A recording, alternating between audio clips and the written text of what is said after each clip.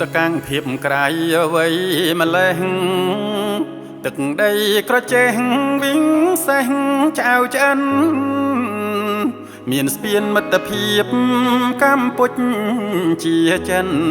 ធ្លាប់តែសូបិនក្លាយជាការពិតអូនជារំដួលកោះត្រង់ល្បីណាំក្រូចថ្លង់រស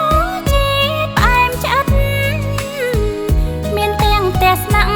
រមណីស្នេហ៍ស្និទ្ធសូមបងអាណិតរំដួលក្រ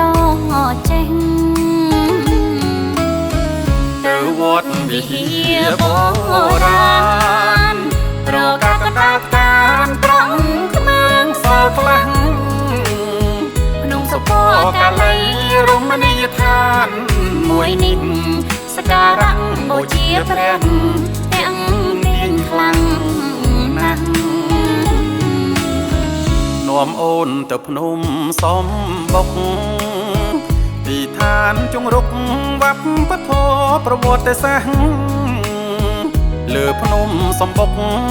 គុនទេងស្ភាពច្បាំងធម្មជាតិល្អល្អះទុនលេមេគង់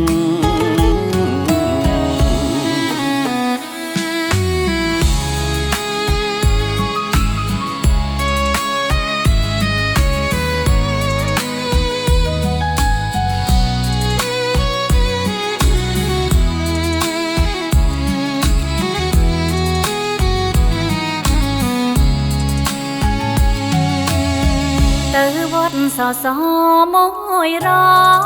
យខ្ញុំអញធប់ថ្វាយក៏រំស្មោះស្ម័គ្របុត្រីព្រះច័ន្ទរាជាព្រះនាងវរភ័ក្រចេតិយបញ្ជាក់ព្រះនាងក្រពុំឈូក្រចេញដួងចិត្តទេ